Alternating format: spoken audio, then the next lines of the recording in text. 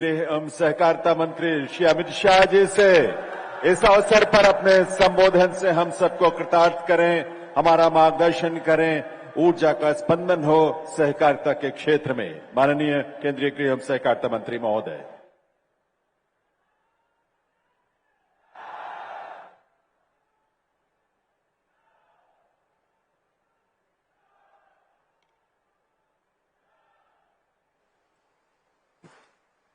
मेरे साथ बोलिए, भारत माता की। क्यों भाई, आवाज को क्या होगा? ऐसी आवाज नहीं चलेगी। यहां से मोदी जी तक आवाज जानी चाहिए कि पारादीप में भाजपा वाले इकट्ठा हुए। मेरे साथ दोनों हाथ उठाइए, जरा उठाइए दोनों हाथ। विकसित ओडिशा के संकल्प की मुट्ठी भींचकर प्रचंड आवाज से बोलिए, भारत माता की। मंच पर उपस्थित ओडिशा के लोकप्रिय मुख्यमंत्री श्रीमान मोहन चरण मांझी जी, भारत सरकार के शिक्षा मंत्री श्रीमान धर्मेंद्र प्रधान जी, श्री दिलीप सांघानी जी, इफ्को के अध्यक्ष श्री संपत चंद्र स्वाई जी, उद्योग मंत्री ओडिशा सरकार श्री विभू प्रसाद तराई जी, यहां के लोकसभा सांसद श्री अमरेंद्र दास जी, जगत सिंहपुर के विधायक, मेरे साथी सहकार सचिव डॉक्टर आशीष भूतानी जी, इफ्को के वाइस चेयरमैन श्रीमान बलबीर सिंह जी, इफ्को के एमडी श्री केजे पटेल जी, और आज इस कार्यक्रम में आए हुए प्यारे भाइयों बहनों और मेरे हृदय के जिगर के टुकड़े जैसे युवा मित्रों को मेरा जय जगन्नाथ। मित्रों, सबसे पहले ओडिशा की इस पावन भूमि पर मैं महाप्रभु जगन्नाथ के श्री चरणों में प्रणाम कर कर मेरी बात की शुरुआत करना चाहता हूं। मैं जिस शहर से आता हूं वहां पर भी 125 साल से पहले से महाप्रभु का निवास है।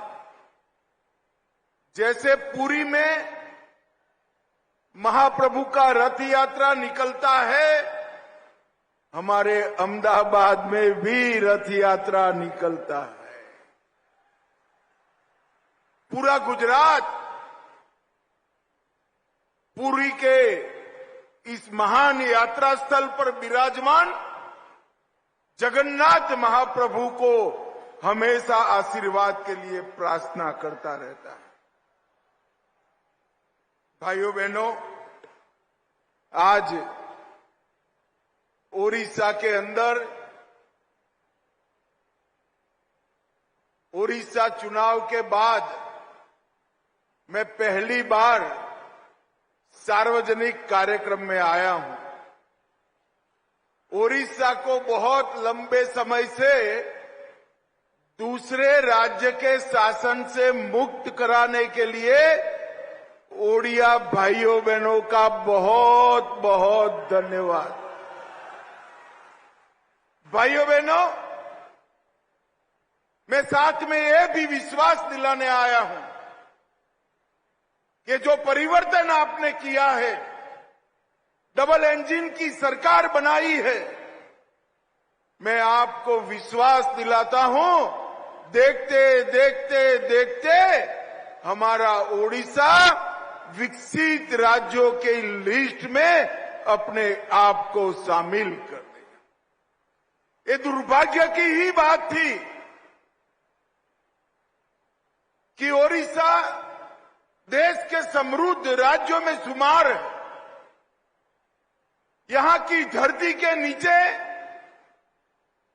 इतनी संपदा पड़ी है कि शायद ओडिशा भारत का सबसे समृद्ध राज्य है, परंतु यहां की जनता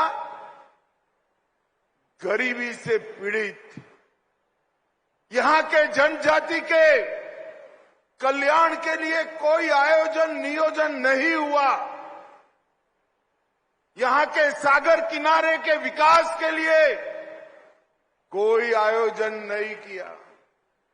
यहां के शहरों के विकास के लिए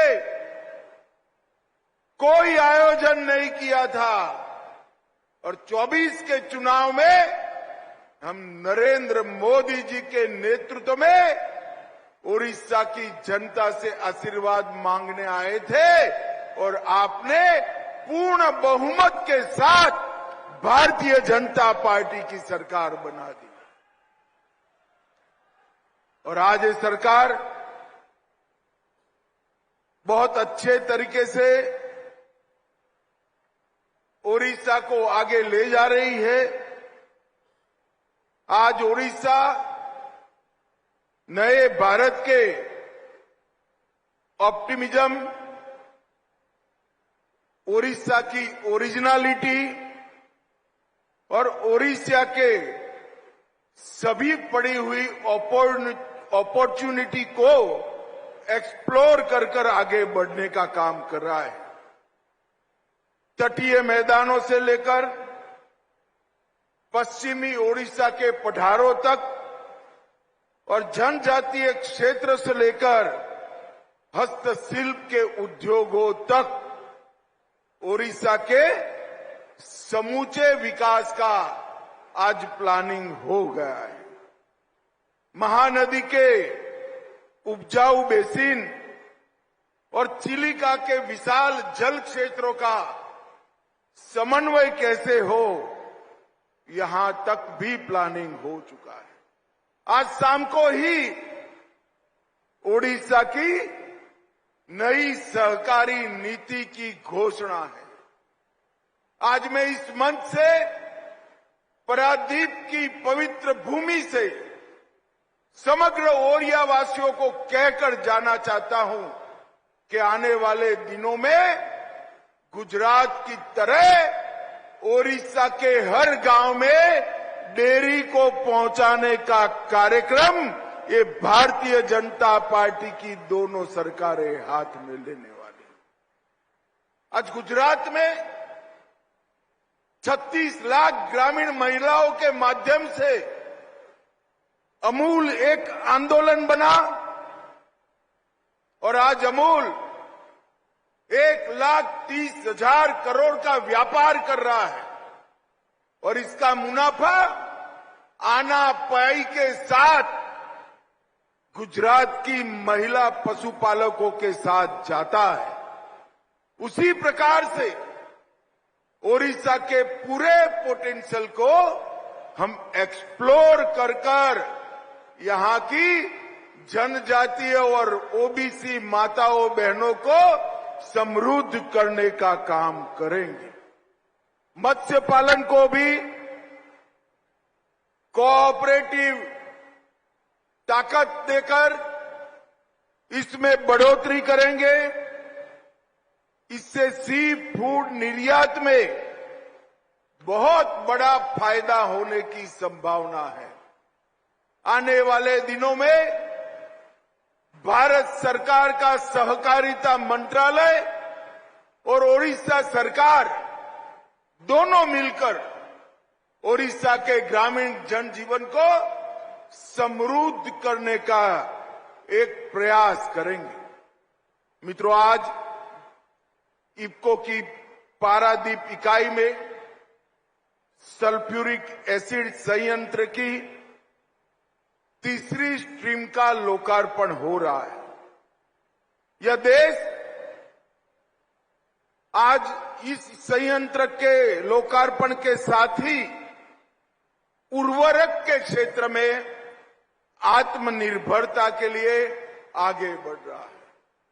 प्रधानमंत्री मोदी जी ने आत्मनिर्भरता का मतलब सिर्फ उर्वरक बनाना नहीं, उर्वरक बनाने के लिए जितनी चीजों की जरूरत है वो सभी भारत में होनी चाहिए और इससे लगभग भारत की निर्भरता को बहुत कम करने का काम होगा। 2005 में इफको ने इस प्लांट को 2500 करोड़ में खरीदा था। उस वक्त 7.5 लाख मैट्रिक टन की क्षमता थी, आज 22 लाख मैट्रिक टन तक उसको पहुंचाया है और